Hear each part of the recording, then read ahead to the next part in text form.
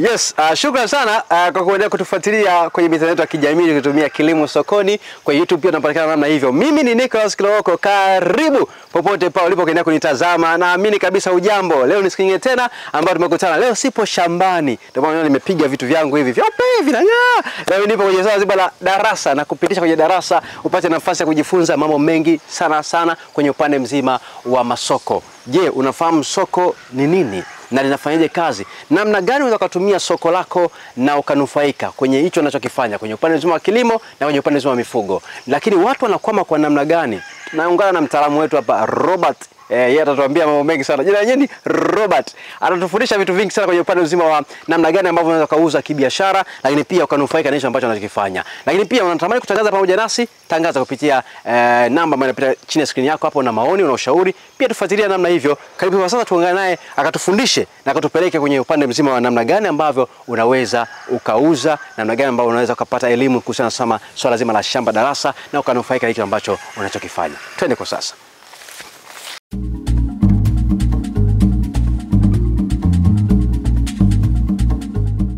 Na hatimaye tumefika ofisini kwa mtaalamu wetu ambaye atatuelekeza namna gani ambavyo unaweza kutumia mitandao ya kijamii katika fursa nzima ya kujipatia kipato, na hasa tunazungumzia kwenye upande mzima wa eneo la ufugaji na lakini pia eneo la kilimo cha mazao. Lakini yeye pia atatuambia leo hii ametuandalia kitu gani hasa kwenye upande mzima wa kipindi hiki cha Kilimo Sokoni. Bila shaka ujambo kabisa na karibu tuungane naye aweze kutuelekeza namna gani ambavyo unaweza kupata fedha kupitia mitandao ya kijamii hasa kwenye upande mzima wa mifugo pamoja na mazao. Karibu Mr. Robert. Asante mtangazaji. Kwa hiyo biashara ina misingi. Kwa biashara ina misingi. Moja ya msingi mkubwa katika biashara ni kutangaza. Kutangaza na kuuza. Kwa hiyo hilo ni jambo kubwa. Bahati nzuri kwa sasa hivi tuna mitandao ya kijamii. Kwa hiyo nitatoa mfano kusema napenda kwa mfano utakuwa umeelewa vizuri. Sisi tunafuga kuku. Yes. Lakini njia hatupeleki sokoni. Utuoni sisi tumeka sio gari mahali tunaita watu waje kuchukua. Tunatangaza tu kwenye mitandao ya kijamii. Natumia mitandao mikubwa miwili hasa. Instagram ambao ni kwa ajili ya vijana ambao kidogo na hata namba wananifuata ni kama watu 11,000 tu, kwa sababu wao wanapenda nikata kuandaa maisha baadaye. Lakini mtandao ambao umefanya kazi vizuri sana ni wa Facebook ambao ni kidogo ni mkubwa, na ukiangalia namba za Meta ambao ni kampuni tanzu ya Facebook ina watu karibu bilioni 3 wanafuatilia katika Facebook. Huko karibu na watu kama 40,000.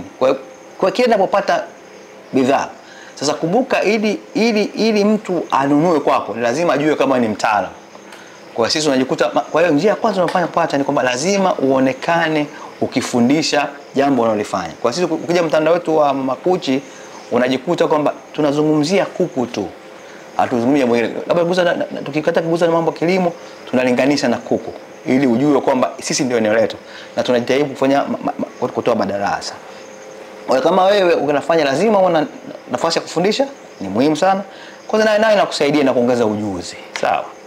Lakini kingine tunachofanya sisi hata kuzamiria tunafundisha tena katika hiyo mambo ya digital platform, tunatumia WhatsApp. Kwa hiyo tunaita madarasa, tunatumia audio zote ni yetu ni kubwa, ni kwamba nataka mtu ajue. Si kujionyesha sisi tunafahamu. Hilo sio la msingi. Kwa hiyo tunakutumia audio, unasikiliza, unalipia kwa muda wako. Kwa wiki nzima saa 1:30 mpaka saa 2 usiku Mama Kucha anakuwepo kujibu maswali. So nia nzuri ni kutatua. Kwa hiyo naamini kabisa kama ukitumia fursa vizuri kwa kutumia mitandao ya kijamii ni sehemu kubwa kabisa ya kufanya biashara. Sisi tunauza mwaka 17 tunauza tu kwa kutumia Instagram na Facebook. Kwa nini utumie mitandao ya kijamii?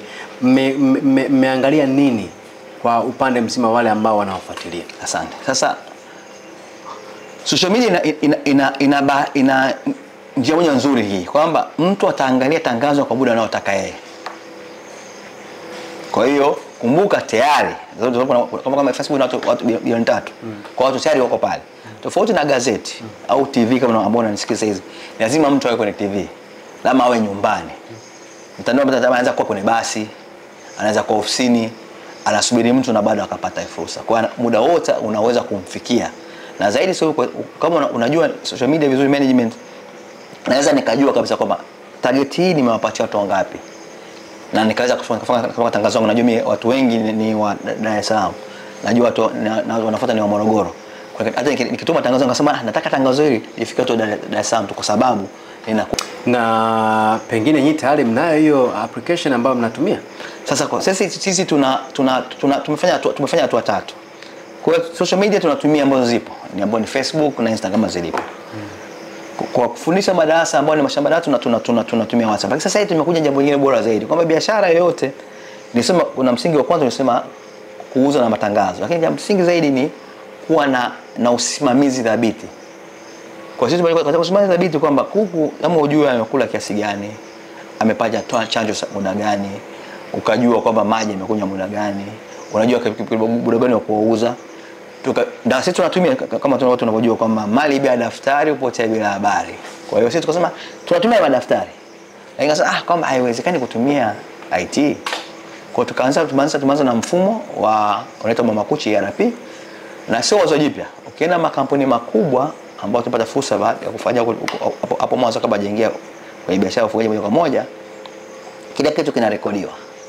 Na ni rahisi mtu kupata. Kwa tukasema sasa huu ni muda mwafaka kuleta haya maboresho ya kidijitali katika ulimwengu wa ufugaji. Kwa sisi katika application yetu na mambo matatu ambayo inakuruhusu wewe kwa kutumia teknolojia sasa hivi kuzungumza nayo muda wote masaa 24. Una haja kusema swali hilo ile muuze Mama Kuchi asubuhi. Ukiingia una chat nayo na kupatia majibu. Kuna video za kufundisha kwamba chakula na mambo kadhaa. Lakini zaidi inakuruhusu kurekodi biashara zako. Mayai, chanjo umetoa saa ngapi, na inakupatia position yako ya biashara kwa maana uko na faida au hasara. Kwa tumeanza nadhani hiyo itachangia zaidi na kufanya watu wengi waweze kujifunza na kufanya biashara hii kwa ufanisi. Kwa sababu mwisho wa siku biashara lazima upate faida. Kama sio faida, hiyo unakuwa ni mchezo wa kuigiza. Mtu anawezaje sasa kujiunga na hiyo application ambayo mko nayo? Unakwenda Google Store, Google Play, una type tu Mama Kuchi ERP, unaweza kudownload kutoka pale. Unakwenda Google Play, una type Mama Kuchi, utapata hiyo app, una-download, unaweza kuitumia. Google Play Mama Kuchi ERP, then inatokea, then una-download. Kwa hiyo ukisha download inakuwa ni ya kwako mwenyewe, ya kwako binafsi. Na muda wote ukitamani kufahamu taarifa za kuhusiana na Mama Kuchi unaipata. Unapata kwa sababu Mama Kuchi kwa maana mafundisho, lakini vitu maelezo ya biashara yako binafsi unaweza kuyarekodi baadaye kutumia daftari. Kuna kitu gani ambacho cha msingi hasa ambacho mimi kama mfugaji naweza nikakifanya ili kuhakikisha kwamba ninacho kizalisha kipate majibu? Sawa. Kwa hiyo biashara yote lazima uzingatie ubora. Na sisi kama niliposema awali kwamba sisi hii ni biashara mwaka wa 17.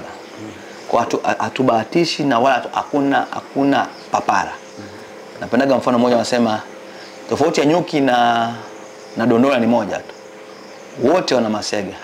Moja lina asali la nyuki, dondola hana kwa sababu ya papara. Kwa hiyo kama unafanya kitu hichi ukifanya kwa kutumia maarifa, ndio sababu tumejikita kufundisha kwa watu 1040 wanatufuata, watu 1001 wanatufuata, kwa sababu tunatoa masuluhu za kweli. Na tukasema ili kuongeza suluhu yetu, kwa sababu tunasema kila mtu aje shambani kwetu ni vigumu. Na Mungu ametusaidia kwa kipindi mwafaka, sasa hizi teknolojia ipo. Kwa hiyo kuna mtu anafanya niko season ya 4 sasa. Kuna mtu anafundisha kutoka Kongo. Kwa kutumia tu WhatsApp. Kwa hiyo tunaweza kufikia watu wengi zaidi kwa kutumia teknolojia. Hiyo ni kitu nitoia. Lakini najua kabisa kuna changamoto iliyokuta. Mpaka mkaanzisha hii app kuna changamoto. Nini kilichosababisha mpaka mkaanzisha hii? Changamoto ni kwamba unajikuta ukitumia daftari unaandika. Rahisi kuandika. Lakini hupitii. Ndio changamoto kubwa. Mimi mwenyewe nakuwa naandika. Mfano hapa akiniambia haraka na mai mangapi wiki 3 zilizopita siwezi kupata. Sisi mpaka nikatafuta daftari. Lakini nikiwa na app yangu naingia najua. Na zaidi kwa sababu app inanisaidia kukotoa gharama na kunipatia kwa lugha kwa Kijaluo wanasema financial position ya biashara. Hiyo ndo dhana zipo. Kwa sababu mtu atauza kwa nini ni rekodi? Kwa rekodi umekuwa ukirekodi. Sibadishi tabia yako. Umekuwa ukirekodi kwenye karatasi. Kama uko rekodi na kumbe una rekodi ndio biashara ilivyo. Lakini nakusaidia kwamba unaweza kukata rekodi ya miaka 2-3 na ukajua mwelekeo wa biashara yako na ukapanga inavyotakiwa. Lakini mbele maono ya baadaye ni kwamba kama hizi ripoti zitakuwepo vizuri, tunaweza kuunganisha na mabenki. Kwa sababu atakuwa amepata information, ataweza kwamba kama trend hii inaweza kukopesha, na tukasisimua na kufanya vijana wengi na watu wengi kupata faida katika ufugaji. Je, mimi nina kuku wangu ambao nataka niwauze na nina mazao yangu yako shambani na yamechukua muda mrefu sana mpaka sasa hajapata soko. Unanisaidiaje na mimi pia nihakikishe kwamba nauza mazao? Kama tatizo mimi kuna njia mbili. Mimi ningependa, kama unanisikiza, napenda kufundisha, ningependa ujue mwenyewe.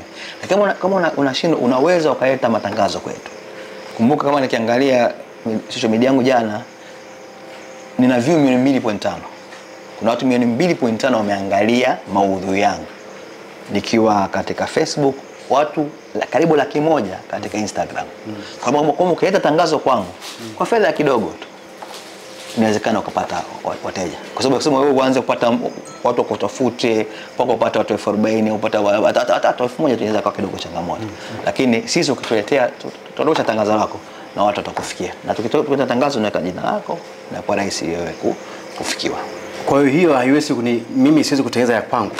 Sasa kanitengenezea na mimi ya kwangu, nikawa na mimi najua data zangu, kujua kwamba mifugo yangu iko mingapi, mayai iko hivi, yani hivyo na uzaje hivyo. Inawezekana sasa kumbuka hapa unaitumia ilivyo sasa. Yes.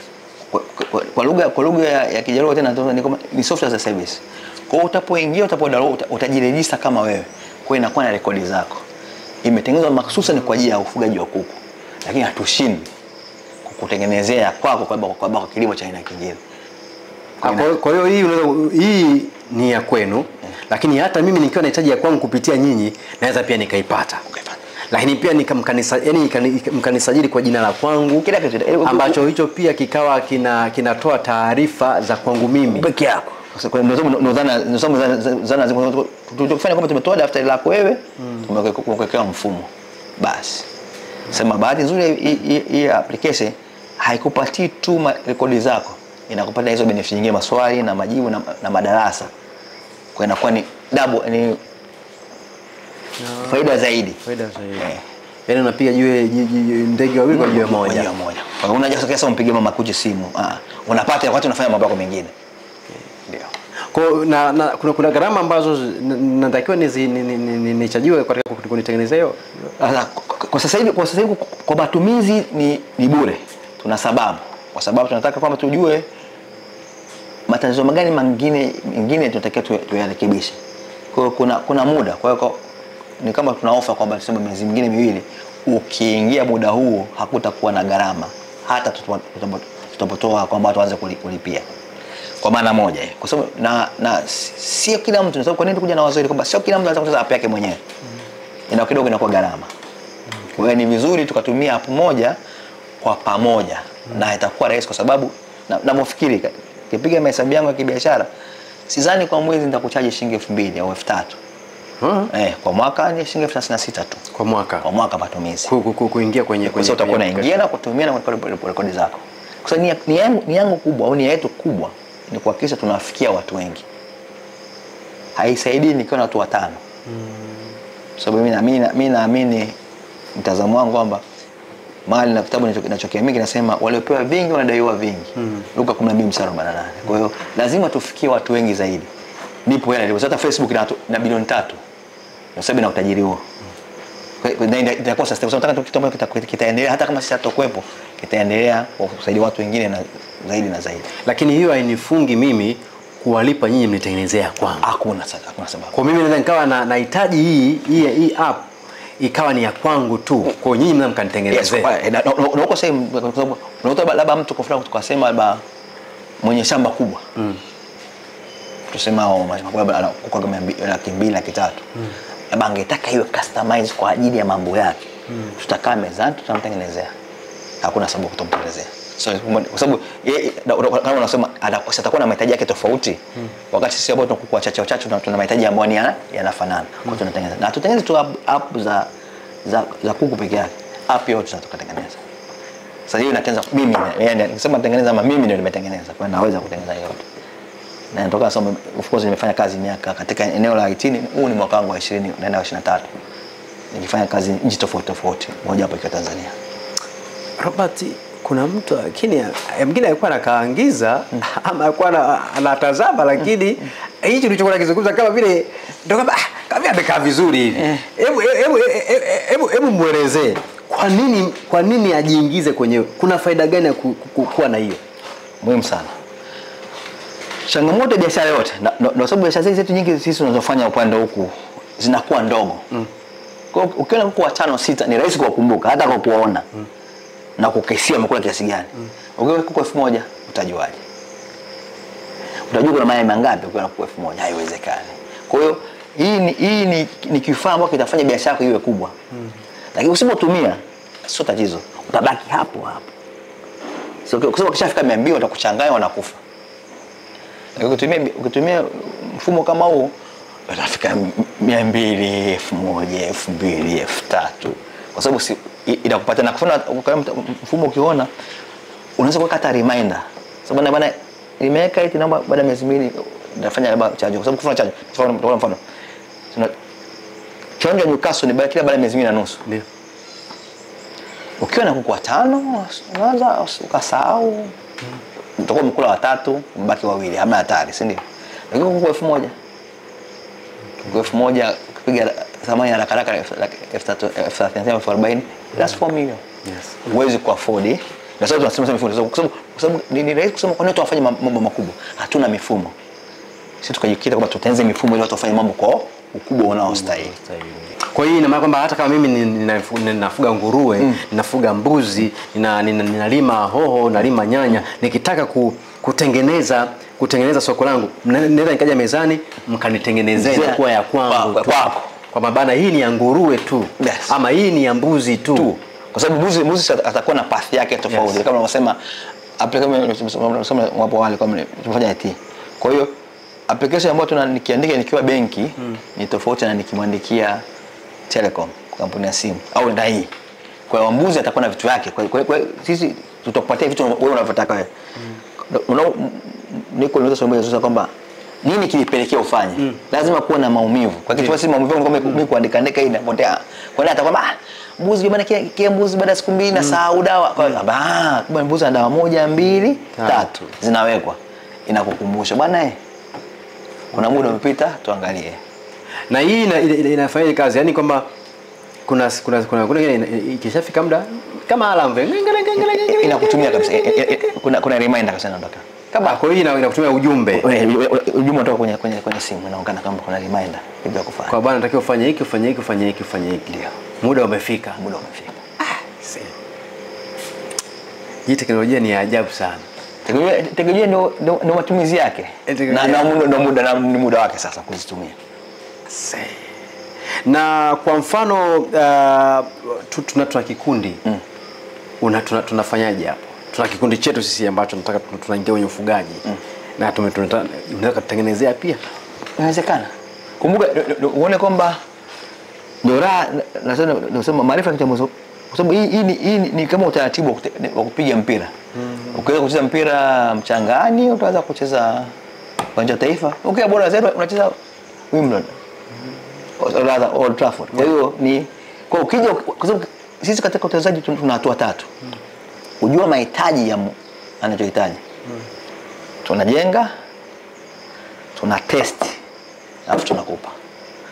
Kwa hiyo pale tunapoteza mimi nataka hapa pale pekundu umeweka blue staki. Nataka nirekodi maziwa, labda maziwa lita tofauti za mbuzi na lita za ng'ombe. Naomba ndio maeneo tofauti. Tunaweka, kwa tuna sign off na nimeshukuru, nimefanya kazi, tunaendelea. Na kama kile kitu ambacho kimetengenezwa kinapata maboresho. Kwa utakaa tunafanya tunasema miezi 2 kwa. Utatumia lakini kuna kitu hatujafanya. Kwa sababu tumetengeneza sisi wenyewe, tunaweza kukirekebisha. Kwa sababu tunasema nikaamua kuna mbinu. Tukisema kutumia mtu mmoja tutakuwa gharama za kuingilia wewe. Lakini zikiwa watu wengi, kufanya nilikuwa naangalia asubuhi, watu karibu 1300 wamedownload moja solution. Kwa hiyo watu 1300 wakichanga 2002 kila moja, that's 2 million. Kwa inawezekana kufanya wakiwa 1 million kwa uboreshaji unakuwa bora zaidi. Sasa tunataka ile dhana ya kwamba tufanye kwa pamoja. Ili tufanye mambo kwa ukubwa. Mimi sisi wafugaji na watu wa IT tufanye wewe ukafuge. Usio worry about information zako.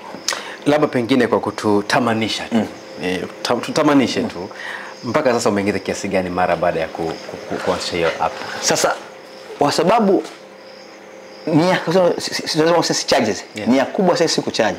Nia kubwa ni kupata watu. Kwa hiyo katika utaratibu wetu mambo yetu ya application hizi kwanza ni kupata watu. So ndio Facebook achaji mpaka matangazo, si ndio?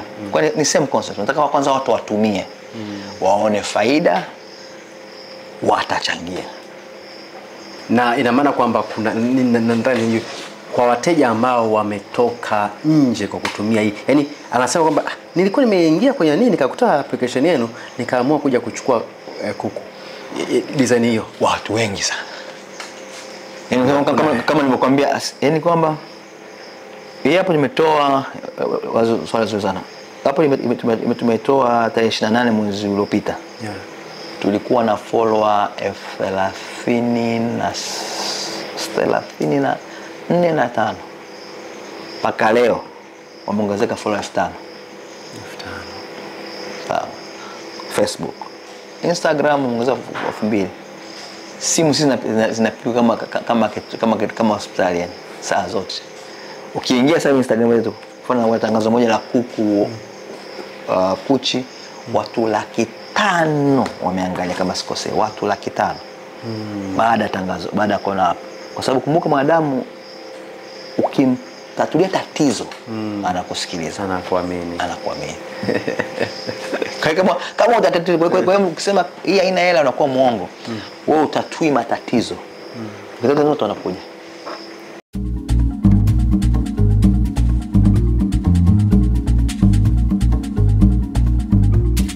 Hapo tulikuwa tunazungumza tumezungumza sasa ni vizuri tukaiona. Kwa hiyo hapo inakupatia ukilogin itakwambia wewe ni nani, itakwambia biashara yako ni nani, itakuwa umerekodi biashara yako, sana Mama Kuchi, jina lake lile na ndege anafuga 2,000. Ndio. Alafu shughuli zangu.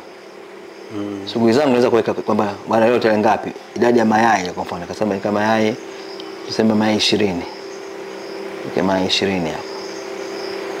Ongeza mayai Kwa siku hiyo. Kwa mfano sasa ikifanikiwa na kuandikia pale na imeongeza hapa. Kwa kila siku una record. Ulishaji utasema chakula umelisha muda gani. Sasa unaweza kuweka fedha, ningependa malipo chanjo, utasema chanjo. Utaandika kwa maana chanjo kwa leo umeweka chanjo gani ili rekodi zako ziwepo. Okay. Labda malipo mazuri ambayo hapo nyingi hazina kwenye biashara. Kwa hapo unaweza kusema mfano nimelipa mishahara kwa mfano, nimelipa mishahara 100,000 na 100,000, si ndio? Naweka 100,000. Nasema papo inaniambia kuna chagua yani matumizi ni mshahara. Maelezo nasema mshahara. Kwa hiyo mwezi wa 4 si ndio mshahara. Mshahara sawa, mshahara.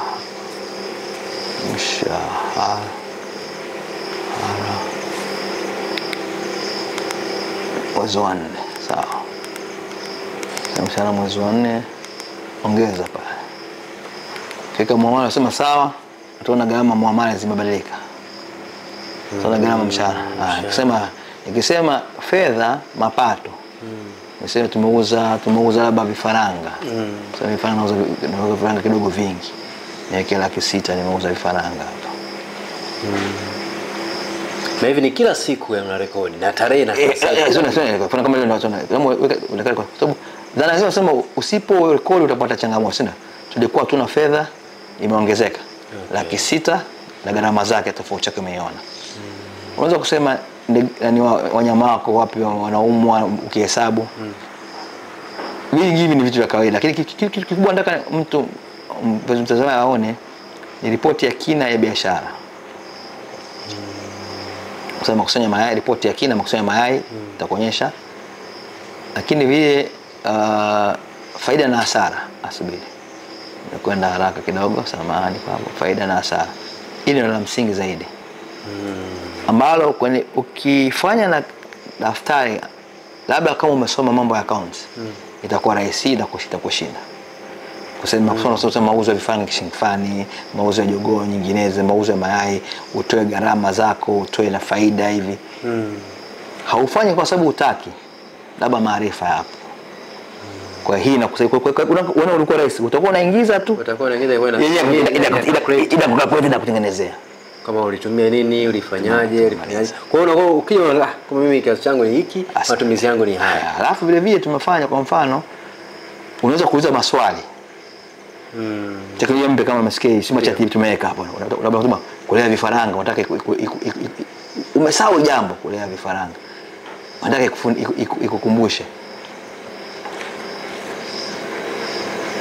Pacha kama dakika itasoma swali lako. Alafu itaanza kujibu. Kwa hapa inaelezea kila kitu kuhusu ufugaji kutokana na maarifa ya mama kocha, kwa sababu tumeingiza kwenye mfumo. Sasa inabidi wewe kama mfugaji uwe na IQ kubwa kwa kile unachokifanya. Sasa yaani ukiishi sisi ambao au juu tumeamua tutumie, wewe unakuwa mtumiaji tu. Wewe unauliza basi. Umefanyika nini wewe? Wewe huwezi kujua. Wala hutaki kujua. Wala sio nia yako. Hii safi sana. Hii nzuri. Yaani hii imekaa safi sana hii. Sawa. Ikimaliza itasimama, imeweza kumjibu imesimama. Na bila shaka umejifunza mengi sana kwenye upande mzima wa utafutaji wa masoko kwenye upande wa mitandao ya kijamii. Mpaka wakati mwingine tena, kwa sasa tuna ziada. Kwaheri.